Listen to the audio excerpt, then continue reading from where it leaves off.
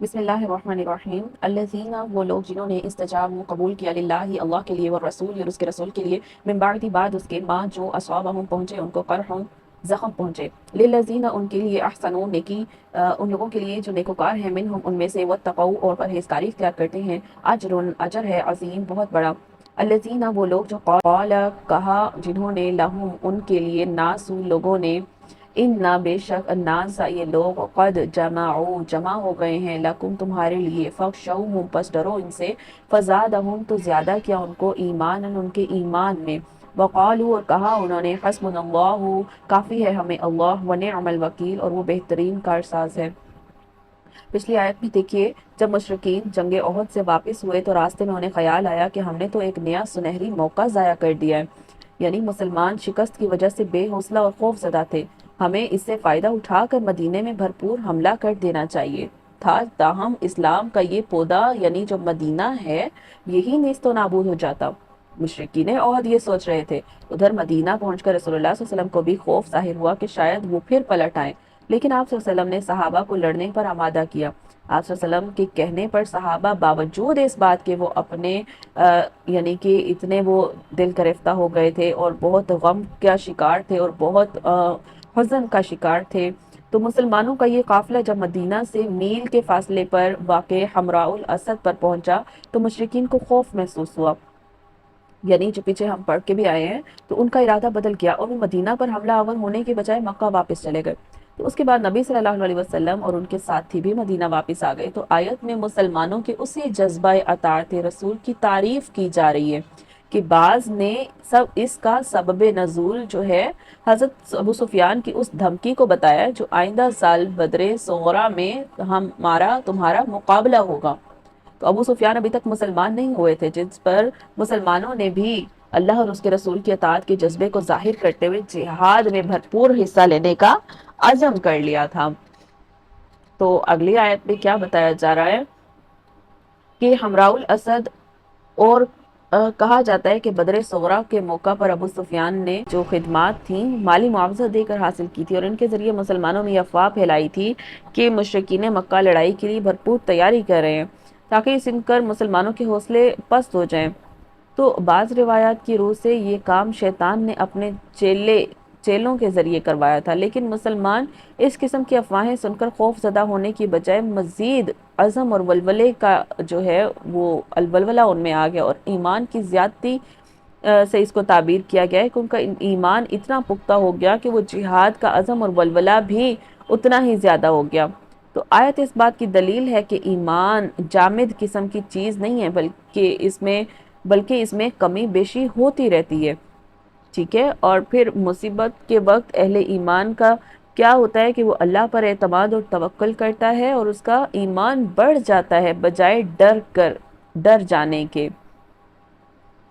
وہ کیا کہہ رہے ہیں؟ قالوا حسبنا اللہ ونعم الوکیل، ہمارے لیے بہترین اللہ ہی کافی ہے اور وہی بہترین کارساز ہے۔ اگلی آیت دیکھیے فَانْقَلَبُوا پس پھر آئے بِنِعْمَةٍ نعمت کے ساتھ من اللہ کی طرف وَفَضْلٍ اور اس کے فضل کے ساتھ لَمْ يَمْسَسْهُمْ نہ لگی ان کو سوءً کوئی برائی وَتَبَعُوا اور پیروی کی رضوان اللہ کی رضامندی کی واللہ اور اللہ ذو فضل بڑے فضل والا ہے عظیم بڑے۔ اچھا تو ابو سفیان کا اپنے چیلنج سے یہاں پر فرار بھی ہے۔ غزوہ احد سے واپسی کے وقت ابو سفیان نے مسلمانوں کو جو خطاب کیا تھا اس میں اس نے مسلمانوں کو چیلنج کیا تھا 1 سال بعد پھر میدان بدر کا مقابلہ ہوگا، اور اس چیلنج کو رسول اللہ صلی اللہ علیہ وسلم نے قبول فرما لیا تھا، لیکن جب وعدے کا وقت قریب آیا تھا تو ابو سفیان خود ہی ہمت ہار گیا تھا کیونکہ اس سال مکہ میں قحط پڑا تھا۔ تو اس نے اپنی اس ندامت کو چھپانے اور الزام دوسروں کے سروں پر تھوپنے کے لیے یہ تدبیر سوچی کہ خفیہ طور پر ایک شخص نعیم بن مسعود کو مدینہ بھیجا اور کچھ دے دلا کر اس کی ڈیوٹی یہ لگائی کہ وہاں جا کر یہ خبر مشہور کر دے کہ اس دفعہ قریش نے اتنی زبردست تیاری کی ہے کہ اتنا لشکر جو ہے وہ اوزار کا جمع کر لیا ہے کہ پورے عرب بھی اس کا مقابلہ نہیں کر سکتا۔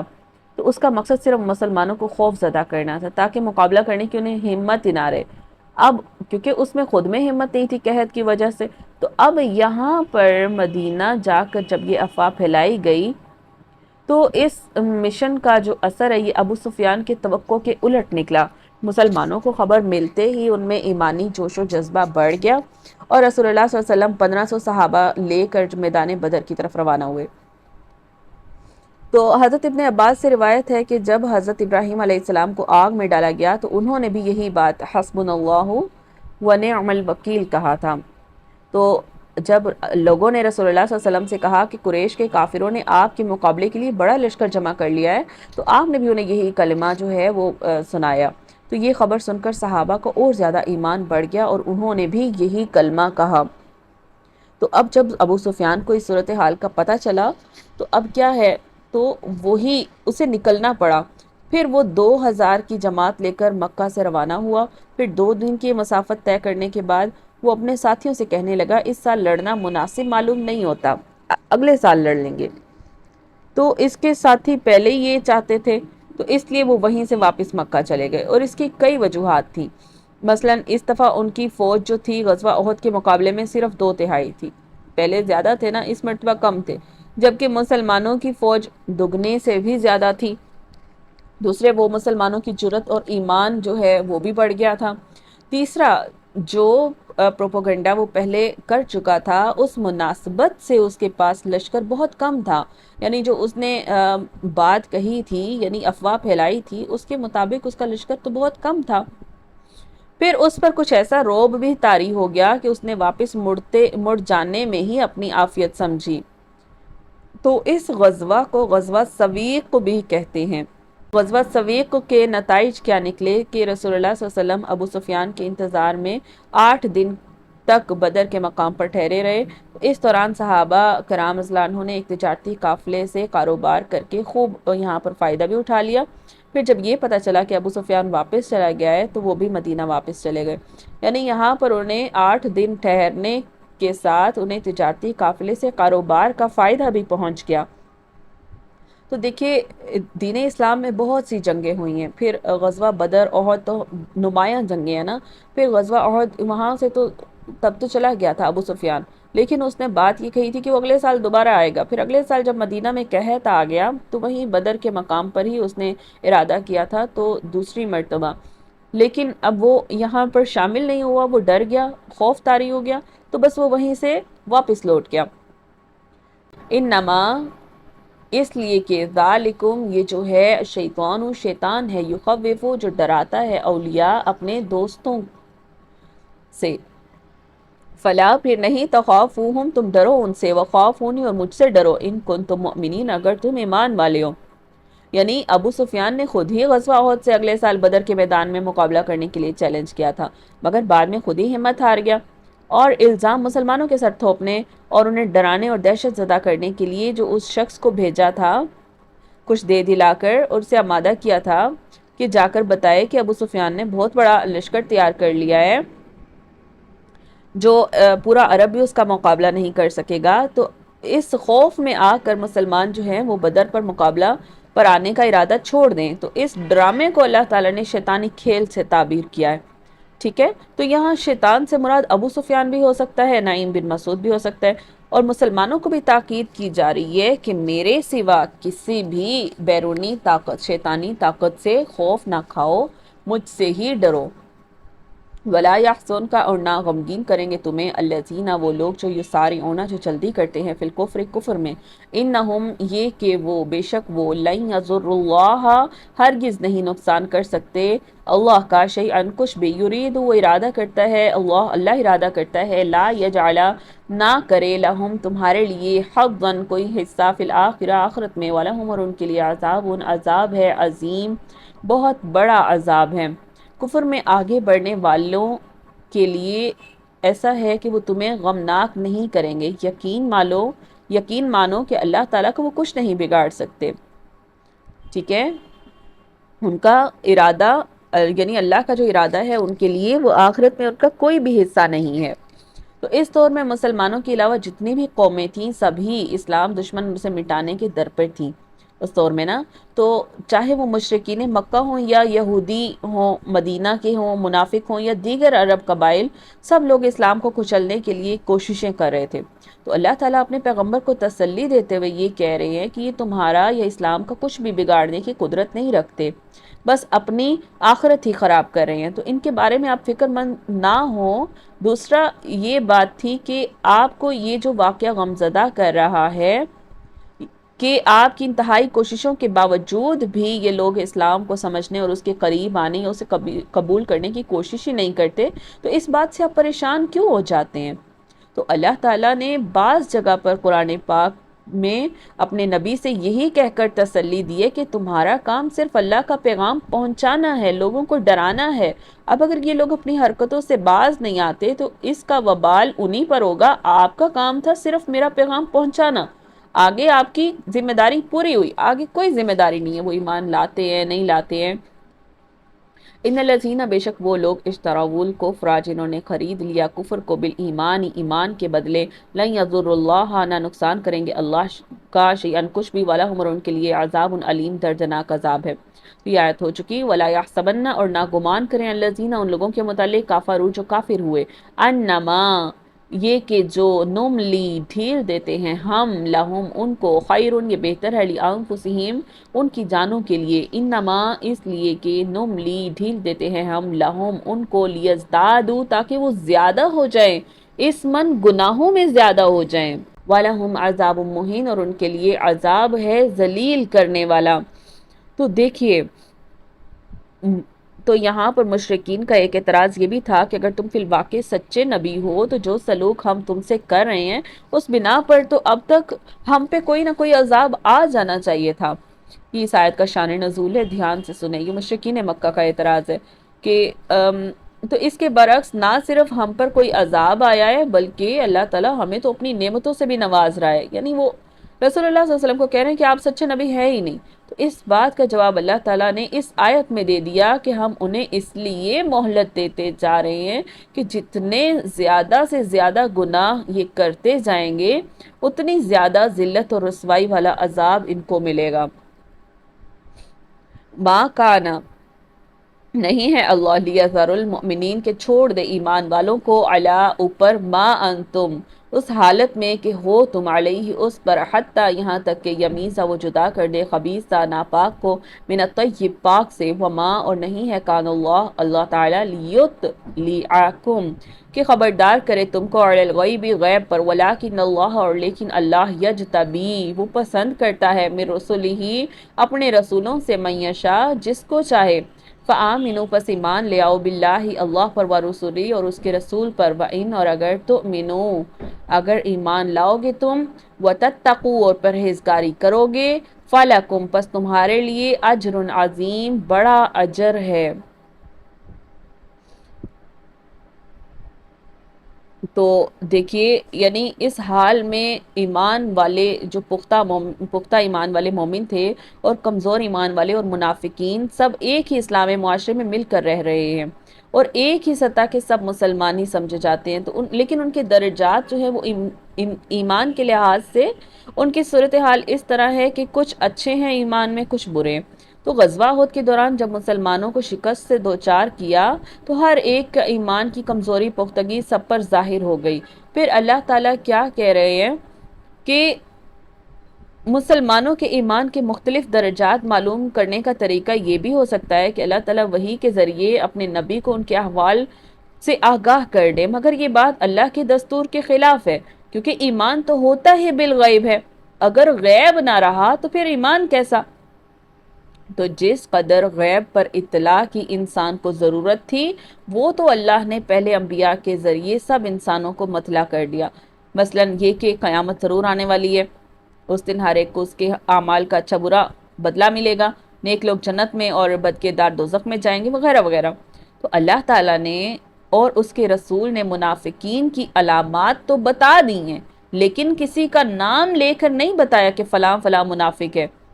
ٹھیک ہے؟ تو دور نبی میں صرف ایک ایسا واقعہ ملتا ہے جبکہ اللہ تعالیٰ نے اپنے پیغمبر کو شدید ضرورت کے تحت چند منافقین کے صرف نام بتائے تھے، وہ تھے غزوہ تبوک سے واپسی سفر کے دوران 14 یا 15 منافقوں نے ایک سازش تیار کی تھی کہ رات کو سفر کے دوران گھاٹی پر سے گزرتے ہوئے رسول اللہ صلی اللہ علیہ وسلم کو سواری سے گرا کر گھاٹی میں پھینک کر ہلاک کر دیا جائے گا۔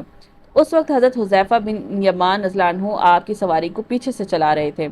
تو اللہ تعالیٰ نے وحی کے ذریعے منافقوں کی سازش سے مطلع کر دیا اور ان منافقوں اور ان کے باپوں کے نام بھی بتا دیے جو آپ نے حضرت حذیفہ رضی اللہ عنہ کو بھی بتا دیے، اور ساتھ ہی تاکید کر دی کہ ان کے نام وغیرہ کسی کو نہ بتانا۔ اور اسی لیے حضرت حذیفہ رضی اللہ عنہ کو رازدان رسول بھی کہا جاتا ہے۔ تو اللہ تعالیٰ پیغمبر کو غیب پر جب چاہے مطلع کرتا ہے اور جتنا چاہے اتنا ہی مطلع کرتا ہے، اور اگر چاہے تو نہیں بھی مطلع کرتا، جیسے حضرت یعقوب علیہ السلام کو مصر سے قمیض لانے کے بعد فوراً بطور وحی خوشخبری دے دی، لیکن جب یوسف علیہ السلام کنعان ہی کے ایک کنویں میں پاس ہی پڑے ہوئے تھے تو یعقوب ان کے غم میں بیمار بھی رہے اور اس وقت اطلاع بھی نہ دی۔ تو اس وقت حضرت عمر رضی اللہ عنہ ایمان لانے کے لیے آپ کی خدمت میں،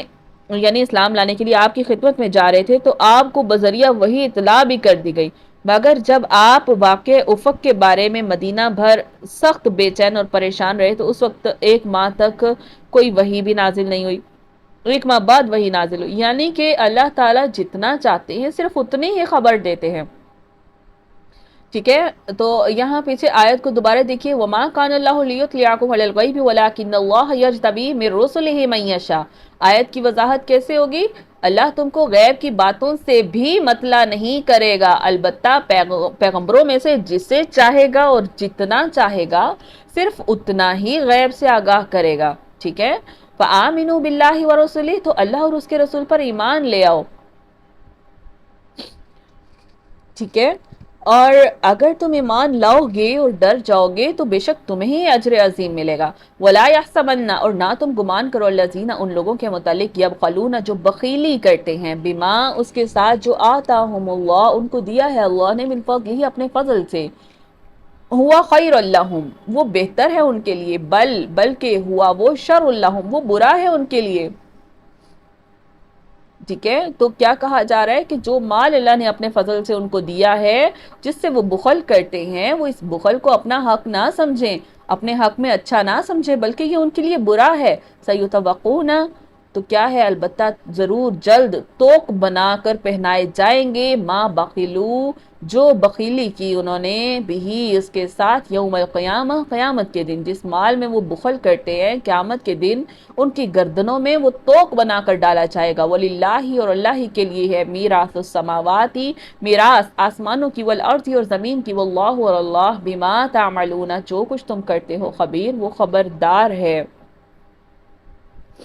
تو دیکھیے، زکوٰۃ نہ دینے کے گناہ کی وعید آئی ہے کہ دنیا میں نعمتوں کی فراوانی اس بات کی دلیل نہیں ہوتی کہ اللہ ان پر خوش ہے۔ مال اور دولت اسی صورت میں اللہ کی نعمت کہلا سکتا ہے جبکہ اس سے مال کے حقوق ادا کیے جائیں۔ اگر بخل سے کام لیا جائے گا تو یہی مال و دولت عذاب کا باعث بن جائے گا۔ چنانچہ حضرت ابو ہریرہ رضی اللہ عنہ سے روایت ہے کہ جس شخص کو اللہ تعالیٰ مال عطا فرمائے پھر وہ اسے زکوٰۃ ادا نہ کرے تو قیامت کے دن اس کا مال ایک گنجے سانپ کی شکل میں ہوگا جس کی آنکھوں پر 2 کالے نقطے ہوں گے، اور وہ سانپ اس کے گلے کا توق بن جائے گا اور اس کی دونوں باچھیں پکڑ کر کہے گا، میں تیرا مال ہوں، میں تیرا خزانہ ہوں۔ اچھا، اس کے بعد ہے ہر چیز، وَلِلَّهِ مِيرَاثُ السَّمَاوَاتِ وَالْأَرْضِ، ہر چیز اللہ کی میراث ہے، یعنی جو مال تم چھوڑ کر مر جاؤ وہ تمہارے وارثوں کا ہوگا، تو بالآخر اللہ کی ہی میراث میں چلا جائے گا نا۔ تو یہاں پہ حدیث میں بھی آتا ہے، رسول اللہ صلی اللہ علیہ وسلم نے فرمایا، انسان کہتا رہتا ہے یہ میرا مال ہے، میرا مال ہے، لیکن اس کا مال وہی ہے جو اس نے لیا، پہن لیا یا اللہ کی راہ میں دے دیا، باقی مال تو اس کے وارثوں کا ہو گیا۔ اور رسول اللہ صلی اللہ علیہ وسلم نے کسی نے سوال کیا کہ افضل صدقہ کون سا ہے، تو آپ صلی اللہ علیہ وسلم نے فرمایا، جو تم تندرستی کی حالت میں مال کی خواہش رکھنے کی امید اور محتاجی کا ڈر رکھتے ہوئے کرو گے، یعنی مرتے وقت ایسا نہ کرنا، بلکہ اپنی تندرستی میں جبکہ تمہیں مال کی بھی خواہش ہے اور تمہیں محتاجی کا بھی ڈر ہے، اس وقت تم اس کو خرچ کرنا،